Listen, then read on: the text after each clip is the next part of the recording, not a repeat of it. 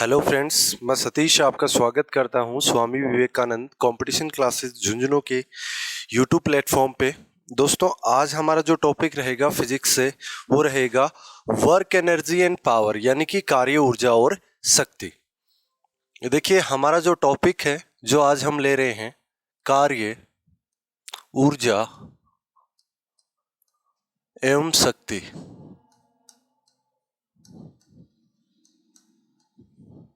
यानी कि work energy and power. देखिए दोस्तों, हर कंपटीशन एग्जाम के लिहाज से जिसमें जनरल साइंस को इंक्लूड किया गया है उसमें टॉपिक आपको 100% मिलेगा और यहाँ से एक या दो क्वेश्चन पूछे जाते हैं निश्चित तौर पे। तो आपके एग्जाम की दृष्टि से बहुत ही एक इम्पॉर्टेंट टॉपिक है दोस्तों, कार्य ऊर्जा और शक्ति। आज की क्लास में हम वर्क डन यानी कि कार्य को कवर करेंगे। तो देखिए, सबसे पहले हम हेडिंग लेते हैं कार्य।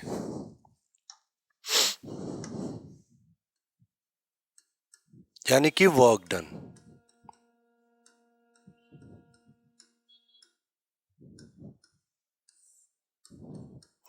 देखिए, जनरल साधारण भाषा में अगर कोई भी कह रहा है, जैसे मैं चाय पी रहा हूँ, मैं खाना खा रहा हूँ, मैं दौड़ रहा हूँ या मैं कुछ भी काम कर रहा हूँ, तो आम भाषा में अगर बात की जाए तो आम भाषा के लिहाज से कोई ना कोई काम है दोस्तों। लेकिन फिजिक्स, आपका भौतिक विज्ञान क्या कहता है कि कार्य कब संपन्न होगा। कार्य संपन्न होने के लिए मुख्य जो शर्तें हैं, जो नेसेसरी कंडीशंस हैं, वो क्या हैं। अगर वो फुलफिल होती हैं तब उस एक्ट को आप कार्य कह सकते हैं, वर्क डन कह सकते हैं। देखिए, वर्क डन को स्टडी करने के लिए सबसे पहले आपको एक चीज जो जानना जरूरी है वो ये है दोस्तों, वो कि यहां पे मेरे पास सपोज दैट जनरली कोई भी एक ऑब्जेक्ट,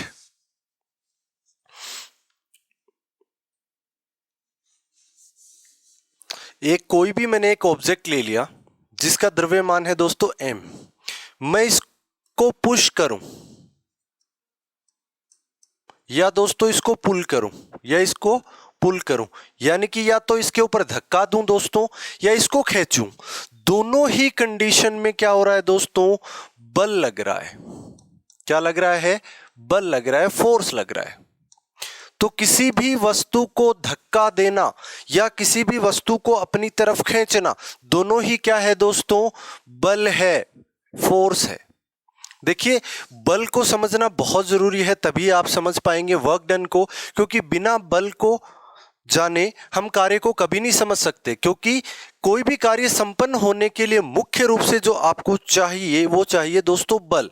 अब देखिए, फोर्स जो है उसका बेसिक डेफिनेशन क्या हुआ, push and pull to any object, यानी किसी भी वस्तु को या तो आप धक्का दे रहे हैं या उसको खींच रहे हैं, यही बल है दोस्तों। अगर मैं जनरल बात करूं तो एसआई यूनिट की बात कर लेते हैं दोस्तों। स्टैंडर्ड यूनिट की बात करें तो बल का जो मात्रक होता है, यूनिट जो होती है वो होती है दोस्तों न्यूटन। क्या होती है? न्यूटन। और दूसरी आपकी जो यूनिट है वो है सीजीएस यूनिट। देखिए, सीजीएस यूनिट के लिए मैंने आपको बता रखा है कि सेंटीमीटर ग्राम सेकंड पद्धति, यानी कि दूरी या लंबाई को मापने के लिए आप किसका यूज करोगे दोस्तों, सेंटीमीटर का यूज करेंगे।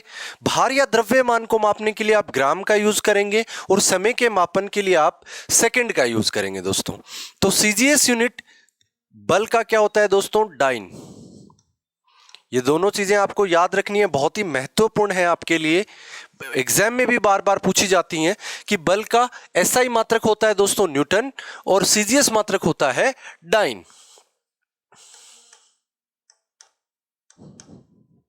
अब देखिए, बल के बारे में हमने बेसिक जाना, अब जानते हैं देखो कार्य होता क्या है दोस्तों।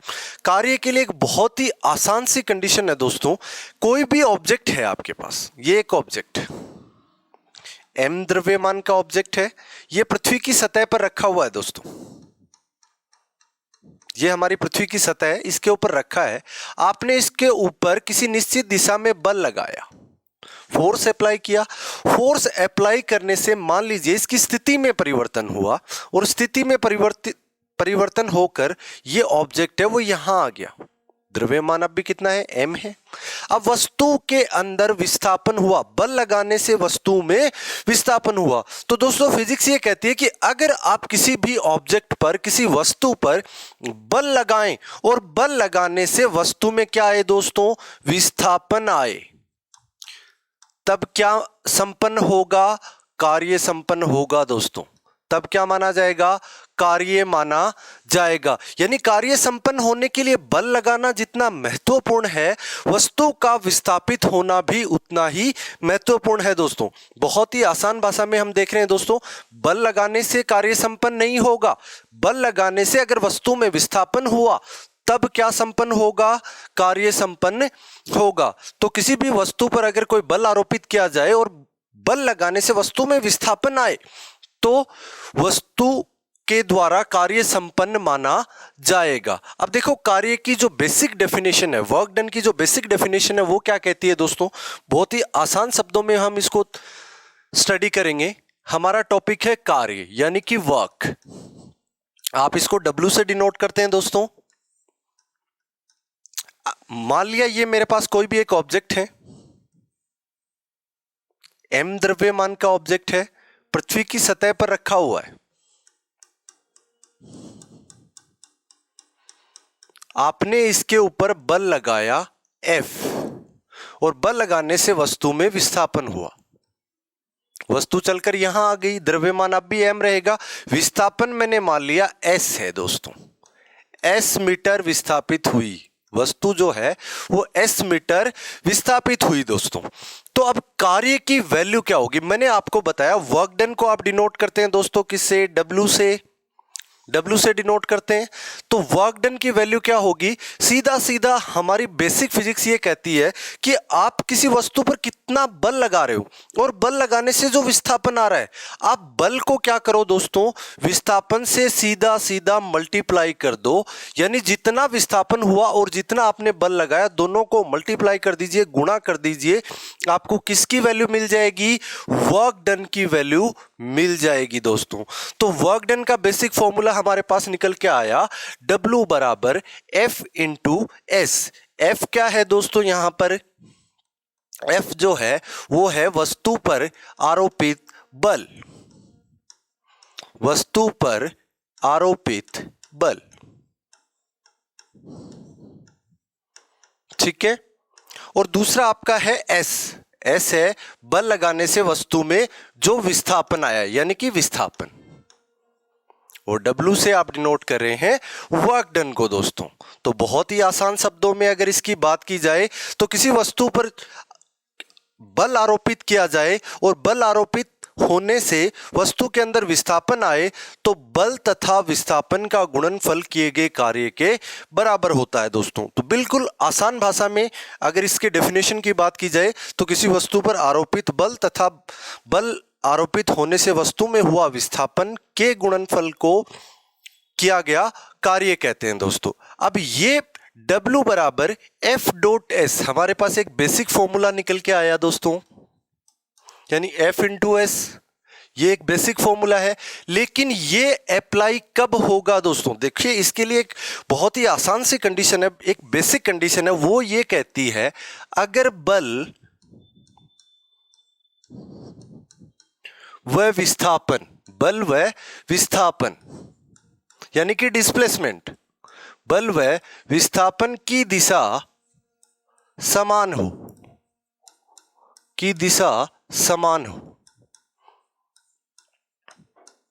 तो आपका ये फॉर्मूला अप्लाई होगा दोस्तों। देखिए आप इस डायरेक्शन में वस्तु के ऊपर फोर्स अप्लाई कर रहे हो क्या, बिल्कुल, और जो वस्तु है वो डिस्प्लेस किधर हो रही है, बिल्कुल इसी डायरेक्शन में हो रही है। तब इस कंडीशन में हम फॉर्मूला यूज करेंगे W बराबर F इंटू S। तो ये हमने इसका बेसिक फॉर्मूला देखा। अब देखिए अगर वस्तु के ऊपर बल आरोपित किया जाए और बल आरोपित होने से वस्तु में विस्थापन आए और बल व विस्थापन की दिशा अगर समान ना हो, तब हम इस कंडीशन में क्या करेंगे दोस्तों, देखिए बेसिक फॉर्मूला था हमारे पास, फिर से एक एग्जांपल लेते हैं। ये मेरे पास कोई भी एक ऑब्जेक्ट है, इसका द्रव्यमान मैंने मान लिया m है दोस्तों, और ये एक पृथ्वी की सतह पर रखी हुई है। आप इस वस्तु पर मान लीजिए कुछ इस तरीके से बल लगा रहे हैं और बल लगाने से वस्तु विस्थापित होकर यहां आ जाती है। द्रव्यमान अब भी कितना है, m है दोस्तों। अब बल की दिशा क्या है, ये वाली है दोस्तों, लेकिन विस्थापन किधर हो रहा है, इस दिशा में बिल्कुल हो रहा है। अब ये तो है आपकी बल की दिशा, बल की दिशा यानी डायरेक्शन ऑफ फोर्स, और ये है आपकी विस्थापन की दिशा, विस्थापन की दिशा इन डायरेक्शन ऑफ डिस्प्लेसमेंट। ये विस्थापन की दिशा है और ये बल की दिशा है। अब बल व विस्थापन की दिशा समान नहीं है दोस्तों, तो देखिए हमारे पास जो वर्क डन का फॉर्मूला आएगा वो आता है हमारे पास W equals to F into S cos theta. अब ये थीटा क्या है दोस्तों, ये थीटा एक एंगल है, एक कोण है।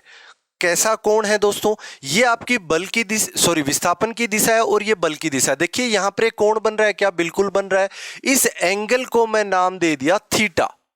यानी अगर मैं थीटा की बात करूं दोस्तों कि थीटा क्या है, तो थीटा क्या होगा, बल व विस्थापन, बल व विस्थापन की दिशा के मध्य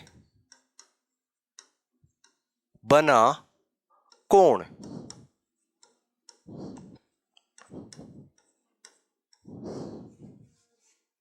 बल व विस्थापन की दिशा के मध्य बना कोण क्या, थीटा। अब क्वेश्चन ये निकल के आता है, ये कंडीशन कब होगी, अगर बल व विस्थापन की दिशा असमान हो, असमान हो, तब ये कंडीशन अप्लाई होगी दोस्तों। तो देखिए, लेकिन अगर यहां पे हमारे पास बेसिक फॉर्मूला निकल के आया W equals to F dot S cos theta, लेकिन अब क्वेश्चन ये आया कि इसके अंदर जब बल व विस्थापन की दिशा समान थी दोस्तों, तब हमने कोस थीटा का यूज क्यों नहीं किया, थीटा क्यों नहीं लिया, तो वो चीज हम देखेंगे दोस्तों। बहुत ही आसान सी बात है।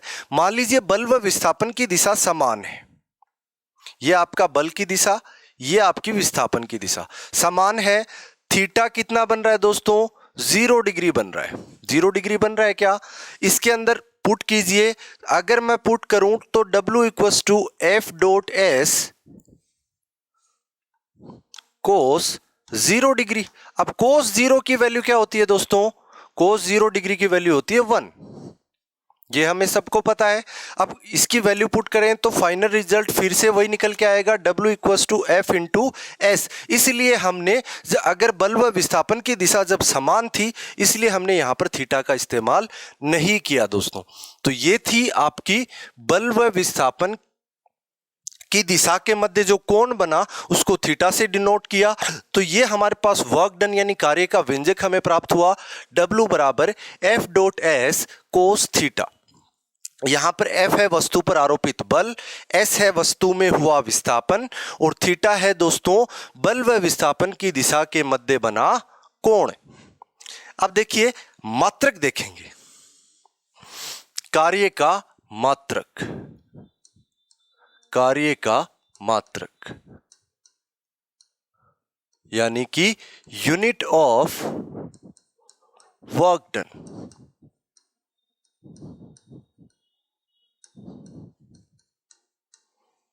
बिल्कुल सिंपल डेफिनेशन है।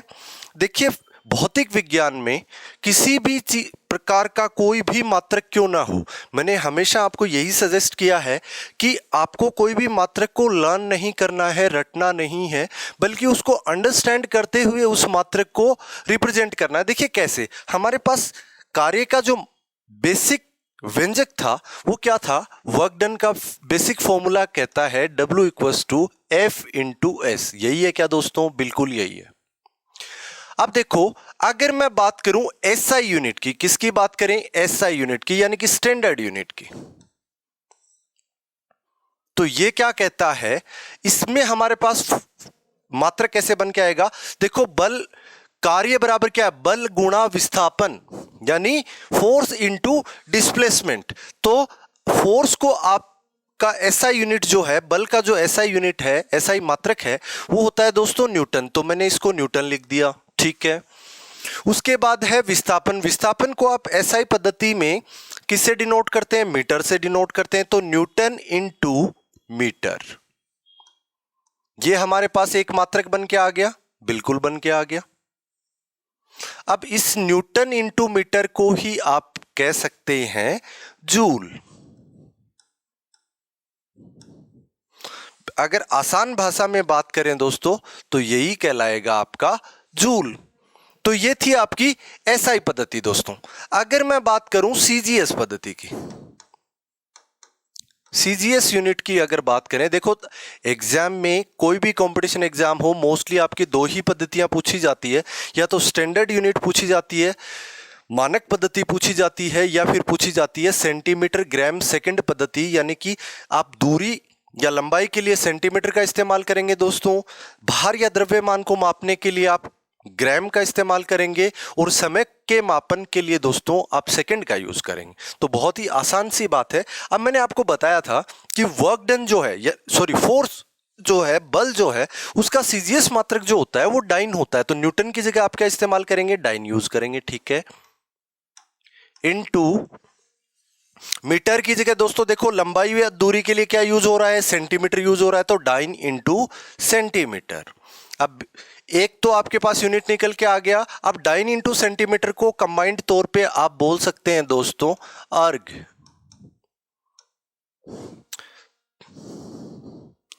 तो बहुत ही आसान सी चीज है, डाइन इंटू सेंटीमीटर या अर्ग। तो एसआई पद्धति में हमने बात की तो न्यूटन इंटू मीटर या जूल, या फिर सीजीएस यूनिट में बात करें तो डाइन इंटू सेंटीमीटर या अर्ग। देखिए दोस्तों हमारे पास एक बहुत ही बेसिक सी चीज है, मैं आपको बताता हूं कि 1 न्यूटन जो है, 1 न्यूटन जो है वो इक्वल होता है 10 की घात 5 डाइन के। 1 न्यूटन कितने डाइन के इक्वल होता है, 10 की घात 5, यानी 1 लाख डाइन के इक्वल होता है। हमें जनरली बहुत सारे एग्जाम्स में पूछा हुआ क्वेश्चन है और हमें पता भी है। तो ये फैक्ट आपको ध्यान रखना है कि 1 न्यूटन कितने डाइन के इक्वल होता है, 10⁵ डाइन के इक्वल होता है। अब देखो इसमें अगर मैं बात करूं तो डाइन में तो हो गया आपका 10 की घात 5 डाइन हो गए न्यूटन में तो, और सेंटीमीटर, 1 मीटर में कितने सेंटीमीटर, 100 सेंटीमीटर, तो इसको मैं 10 की घात 2 लिख सकता हूं क्या, ये इक्वल हो गया 10⁻7 अर्ग के इक्वल। तो अगर मैं बात करूं जूल और अर्ग की कॉम्बिनेशन की, तो 1 जूल जो है, 1 जूल जो है वो कितने अर्ग के इक्वल होगा दोस्तों, 10⁻7 अर्ग के इक्वल होगा दोस्तों। बहुत ही आसान सी चीज है, ये 2 फैक्ट आपको याद रखने दोस्तों, पूछा जाता है। अब यहां से एक क्वेश्चन 100% पूछ लिया जाता है दोस्तों। वर्क डन के अंदर मोस्टली जो क्वेश्चन आते हैं या तो मात्रक पूछ लिया जाता है, या फिर ये दोनों चीजों में से एक चीज आपसे पूछी जा सकती है। एक चीज आपको और याद रखनी है दोस्तों कि कैलोरी, एक कैलोरी जो होती है वो 4.2 जूल के इक्वल होती है। कितने जूल के इक्वल होती है, 4.2 जूल के इक्वल होती है दोस्तों। देखो अगर एग्जैक्ट की बात कर ली जाए तो कई जगह डेटा आपको 4.2 की जगह 4.18 जूल भी मिलता है दोस्तों। तो इन दोनों में से, इन तीनों में से एक क्वेश्चन आपसे पूछा जा सकता है 100%।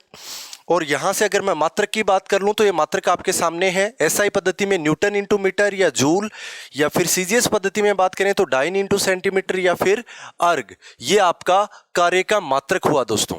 देखो मैंने आपको बताया यहां पर फॉर्मूले से ही सारे मात्रक बनते जा रहे हैं, तो किसी भी मात्रक को आपको रटने की जरूरत नहीं है, लर्न करने की जरूरत नहीं है।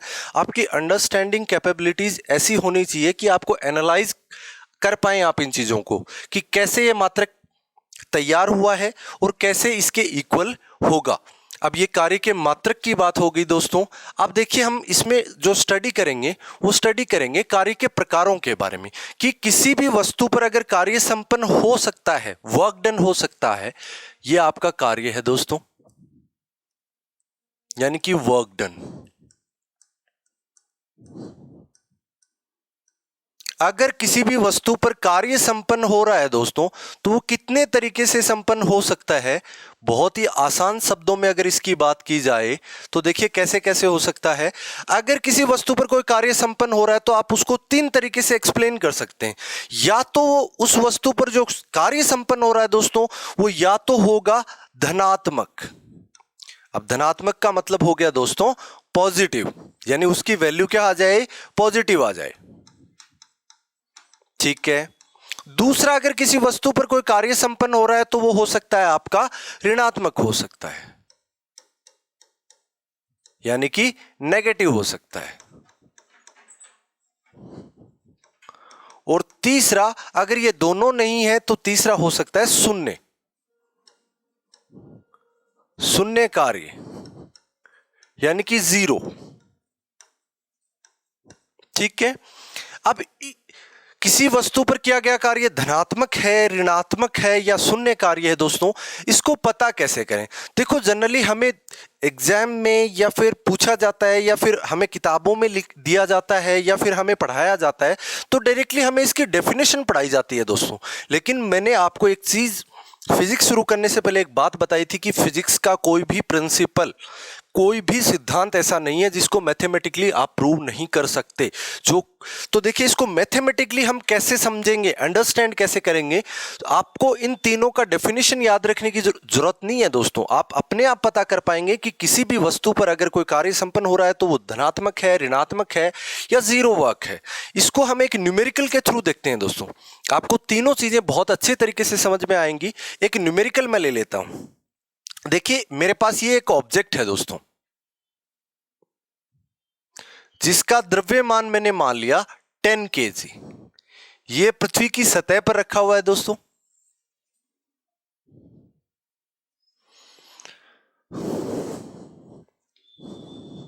ये हमारी पृथ्वी की सतह पर रखा हुआ है। अब देखिए कैसे हम इसको एक्सप्लेन कर पाए।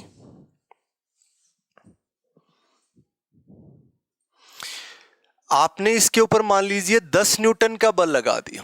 10 न्यूटन बल लगाने से ये जो ऑब्जेक्ट था ये विस्थापित होकर यहां आ गया।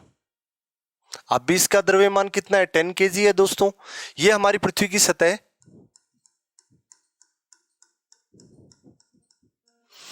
ठीक है। 10 न्यूटन बल लगाने से मान लीजिए वस्तु के अंदर जो विस्थापन हुआ वो हुआ 2 मीटर का। कितना हुआ? 2 मीटर। ठीक है जी, हमें पता चल गया। और अब आपको पता है किसी भी वस्तु, कोई भी वस्तु अगर गति करती है तो उसके ऊपर एक घर्षण बल लगता है। घर्षण बल हमेशा सदैव गति का क्या करता है दोस्तों? विरोध करता है। तो जिस दिशा में वस्तु गति कर रही है उस दिशा के विपरीत क्या लगता है? घर्षण बल लगता है।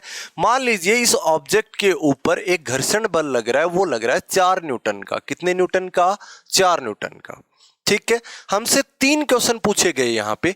पहला क्वेश्चन पूछा गया 10 न्यूटन बल द्वारा किया गया कार्य क्या होगा, वो बताना है। सेकंड, आपको बताना है दोस्तों घर्षण बल द्वारा किया गया कार्य, घर्षण बल द्वारा किया गया कार्य क्या होगा। और तीसरा आपको बताना है दोस्तों वस्तु के भार द्वारा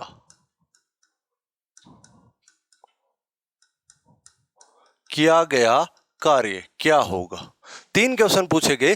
तीनों क्वेश्चन से हम एक्सप्लेन करेंगे कि किसी भी वस्तु पर किया गया कार्य धनात्मक कब होगा, ऋणात्मक कब होगा या शून्य कार्य कब होगा। देखिए, सबसे पहले क्वेश्चन ले लेते हैं फर्स्ट। पहला क्वेश्चन लेते हैं दोस्तों कि आपको बताना है 10 न्यूटन बल द्वारा किया गया कार्य कितना होगा। अब हमारे पास सीधा सीधा फॉर्मूला होता है वर्क डन का, W = F.S cos थीटा। अब हमें अगर वर्क डन निकालना है तो 3 चीजें चाहिए। कितना बल लग रहा है वो चाहिए, कितना विस्थापन हो रहा है वो चाहिए, और थीटा कितना बन रहा है, यानी बल व विस्थापन की दिशा के मध्य कोण कितना बन रहा है वो चाहिए। तो देखिए तीनों चीजें आपको दी हुई हैं, क्या देखते हैं। देखिए सबसे पहले बल कितना दिया हुआ है, 10 न्यूटन बल द्वारा कार्य पूछ रहा है, तो बल का मान दे रखा है सीधा सीधा 10 न्यूटन। ठीक है जी। एस यानी कि डिस्प्लेसमेंट दे रखा है, क्या वस्तु में विस्थापन 2 मीटर आ रहा है, तो लिख दिया 2 मीटर। अब हमें चाहिए थीटा। अब थीटा देखो कैसे देखेंगे, बल इधर लग रहा है, क्या बिल्कुल लग रहा है, और वस्तु में विस्थापन भी किधर हो रहा है, इधर हो रहा है।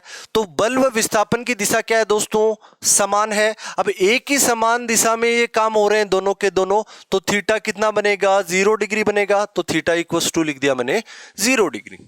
तीनों की वैल्यू पुट कर दीजिए फॉर्मूले में, तो W इक्वल टू अपने पास निकल के आएगा, F की वैल्यू रखा 10, S की वैल्यू रख दी 2 और इंटू कोस 0 डिग्री। अब आपको पता है कि कोस 0 डिग्री की वैल्यू जो होती है वो 1 होती है। ठीक है, अब इसमें पुट कर दो, तो ये W इक्वल टू आया 20, और आपका वर्क डन मेजर करोगे जूल में। तो मुझे आप एक बात बताइए दोस्तों, 20 जूल जो वैल्यू है वो धनात्मक है, ऋणात्मक है या शून्य है? बिल्कुल धनात्मक है। तो हमारे पास वर्क डन जो मिला वो पॉजिटिव मिला। ठीक है, पीछे वाली स्लाइड में चलते हैं दोस्तों। अब मुझे एक चीज बताइए, पॉजिटिव कब मिला? बल और विस्थापन दोनों की डायरेक्शन जो थी दोस्तों समान थी, क्या बिल्कुल समान थी। तब क्यों? क्योंकि जब थीटा बना 0 डिग्री और 0 डिग्री बनेगा तो वैल्यू आएगी पॉजिटिव। तो देखिए धनात्मक कार्य, तो धनात्मक कार्य के लिए सबसे जरूरी चीज क्या है दोस्तों, देखिए धनात्मक कार्य कब होगा, अगर बल व विस्थापन की दिशा समान हो, और बल व विस्थापन की दिशा समान होगी दोस्तों, तो थीटा आपका बनेगा 0 डिग्री। तो आपको याद रखना है, जहां पर भी थीटा इक्वल्स टू 0 डिग्री आए, यानी बल व विस्थापन की दिशा के मध्य कोण अगर 0 डिग्री बन रहा है, वो कब बनेगा, जब बल और विस्थापन की दिशा समान होगी, यानी फोर्स और डिस्प्लेसमेंट की डायरेक्शन सेम होगी, तब 0 डिग्री बनेगा। और तब उस कंडीशन में हमेशा उस वस्तु पर किया गया कार्य जो है दोस्तों वो कैसा होगा, धनात्मक होगा, यानी कि पॉजिटिव होगा। देखिए नेक्स्ट क्वेश्चन पे चलते हैं। दूसरा क्वेश्चन पूछा गया घर्षण बल द्वारा किया गया कार्य। फिर हमारे पास एक ही फॉर्मूला है वर्क डन का, इसको लिख लेते हैं W equals to F dot S cos theta. फिर से हमें तीन चीजें चाहिए, F चाहिए, S चाहिए और थीटा चाहिए।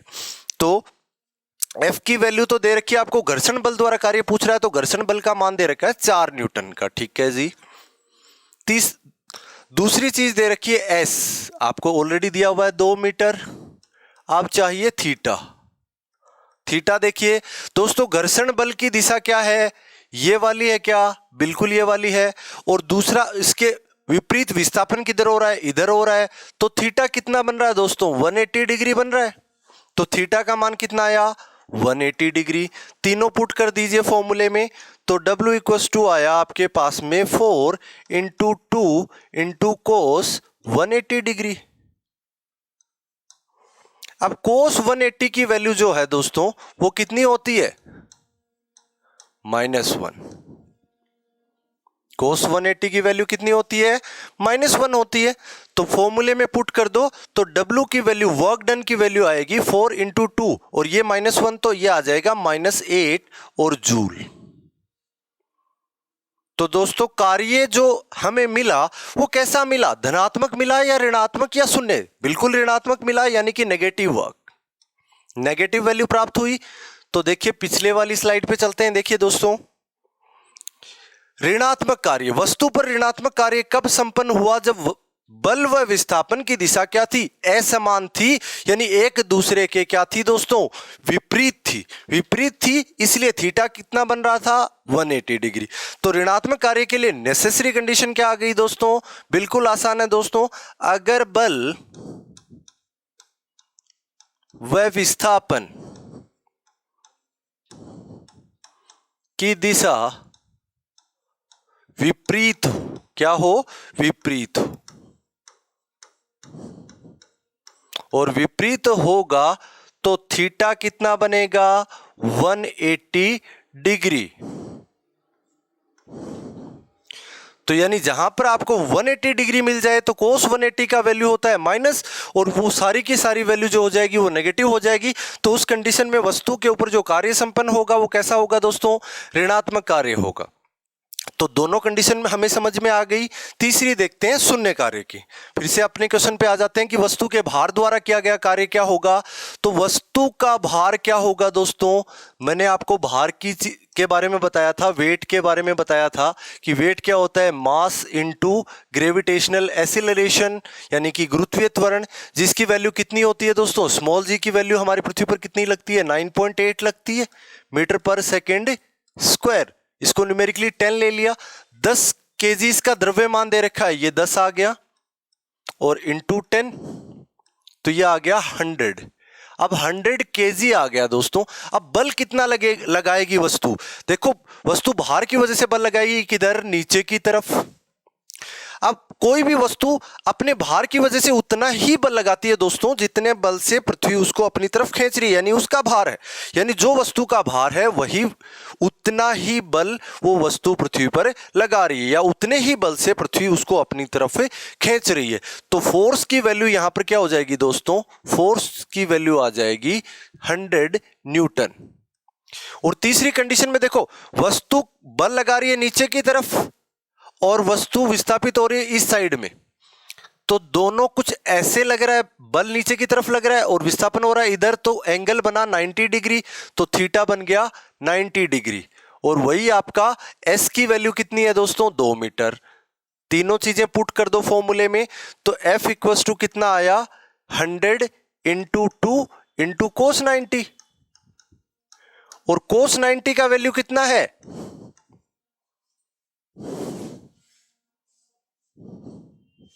कोस 90 की वैल्यू होती है दोस्तों 0। तो इसमें अगर वैल्यू पुट करेंगे तो F इक्वल्स टू आ जाएगा 0 जूल, क्योंकि टोटल 0 हो जाएगा।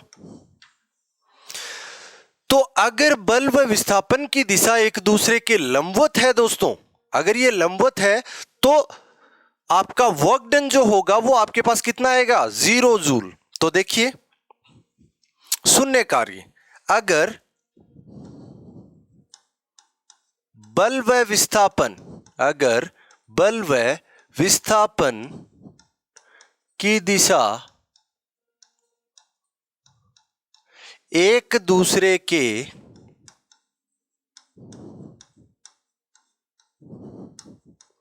लंबवत हो, क्या हो, लंबवत यानी परपेंडिकुलर, तब थीटा कितना बनेगा दोस्तों, 90 डिग्री बन जाएगा। और उस कंडीशन में किया गया कार्य कैसा होगा, शून्य कार्य होगा दोस्तों। तो तीनों कंडीशन हमने जान ली। एक, किसी भी वस्तु पर अगर कोई कार्य किया जाता है तो वो धनात्मक हो सकता है। धनात्मक जब होगा जब अगर बल व विस्थापन की दिशा समान हो, तब थीटा बनेगा 0 डिग्री। ऋणात्मक हो कब होगा, जब अगर बल व विस्थापन की दिशा विपरीत हो, यानी थीटा बनेगा 180 डिग्री। और शून्य कार्य कब होगा, जब बल व विस्थापन की दिशा एक दूसरे के लंबवत हो, थीटा बनेगा 90 डिग्री। अब देखिए दोस्तों, इस न्यूमेरिकल से सारी की सारी जो वर्क डन का जो चैप्टर था वो क्लियर हो रहा है। अगर ये न्यूमेरिकल आपने क्लियर कर लिया दोस्तों, तो 100% मैं दावे के साथ कह सकता हूं कि वर्क डन चैप्टर से, यानी कार्य के चैप्टर से अगर कोई भी क्वेश्चन, कैसा भी क्वेश्चन बने तो आप उसको कंप्लीट कर पाएंगे दोस्तों। अब इसके ऊपर जनरली हमसे जो क्वेश्चन पूछे जाते हैं कंपटीशन एग्जाम में, उन क्वेश्चंस के ऊपर हम डिस्कस करेंगे दोस्तों।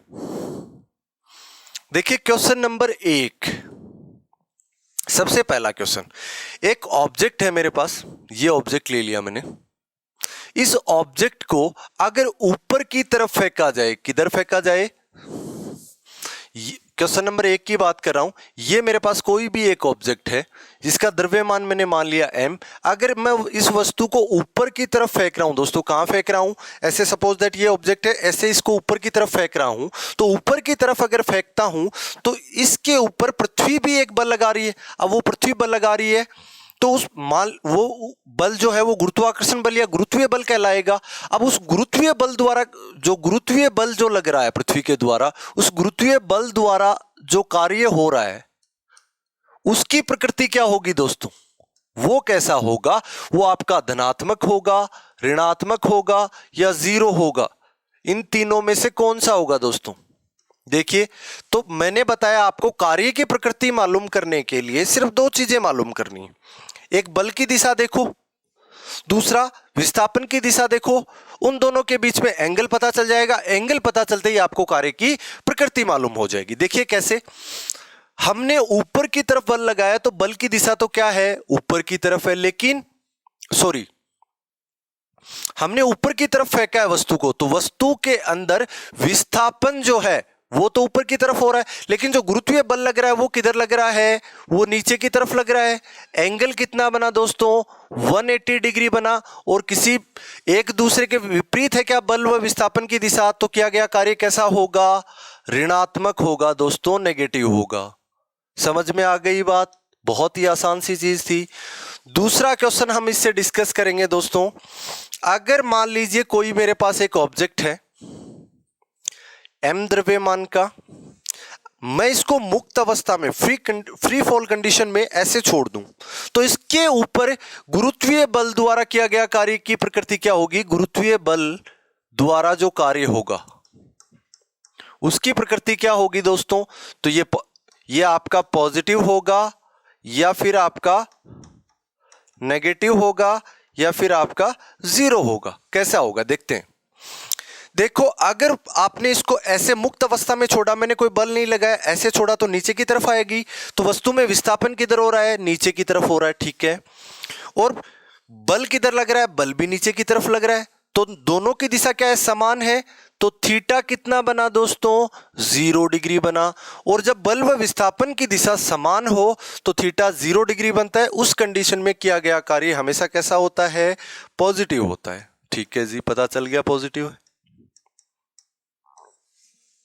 अगर मैंने मान लिया वस्तु को ऊपर की तरफ फेंका, ये एक ऑब्जेक्ट था मेरे पास, इस ऑब्जेक्ट को मैंने ऐसे ऊपर की तरफ फेंक दिया, m द्रव्यमान का है, तो मेरे द्वारा इस वस्तु पर कैसा कार्य संपन्न होगा। देखो, मैंने बल लगाया है ऊपर की तरफ और वस्तु में विस्थापन भी हो रहा है ऊपर की तरफ, फिर से थीटा बन गया 0 डिग्री। कार्य कैसा होगा, पॉजिटिव होगा। बिल्कुल आसान सी चीज है। एक बार बार क्वेश्चन पूछा जाता है एग्जाम में कि अगर कोई रेलवे प्लेटफॉर्म पे कुली चल रहा है और कुली के सर पे सामान है, बहुत बड़ा बॉक्स है, इतना बड़ा, अगर वो बॉक्स लेके चल रहा है, मान लीजिए इस डायरेक्शन में चल रहा है, तो उस वस्तु जो ब्रीफ केस रखा है कुली के सर पे, उसके भार द्वारा कार्य कैसा होगा। तो देखो, कुली मान लीजिए इस डायरेक्शन में चल रहा है, लेकिन वो वस्तु भार की वजह से बल किधर लगा रही है, नीचे की तरफ। थीटा कितना बना, 90 डिग्री बना। और 90 डिग्री जब बन जाए तो बल व विस्थापन की दिशा एक दूसरे के क्या हो जाएगी, लंबवत हो जाएगी। इस कंडीशन में आपका जो वर्क डन है दोस्तों वो कैसा होगा, वो होगा आपका 0। समझ में आ गया। तो ये कुछ बेसिक क्वेश्चन है जो इससे बार बार पूछे गए हैं, और क्वेश्चन सेशन की चर्चा किसी भी टॉपिक से हम अलग वीडियो में करेंगे दोस्तों। तो ये आज का जो हमारा जो चैप्टर रहा, कार्य, ऊर्जा और शक्ति में हमने कार्य को कवर किया। मेरे द्वारा ये कोशिश की गई है दोस्तों कि किसी ना किसी भी प्रकार का कोई भी क्वेश्चन इससे छूटे ना। अगर फिर भी इसमें कोई क्वेश्चन रह जाता है तो कमेंट सेक्शन में आप कमेंट करके हमें बता सकते हैं कि ऐसी कौन सी चीज इसमें रह गई जो कि इसको दोबारा से हम अलग वीडियो में इसके साथ लेके आए। और क्वेश्चन सेशन जो है वर्क डन चैप्टर का, वो हम इसमें अलग से कवर करेंगे। तब तक के लिए थैंक यू।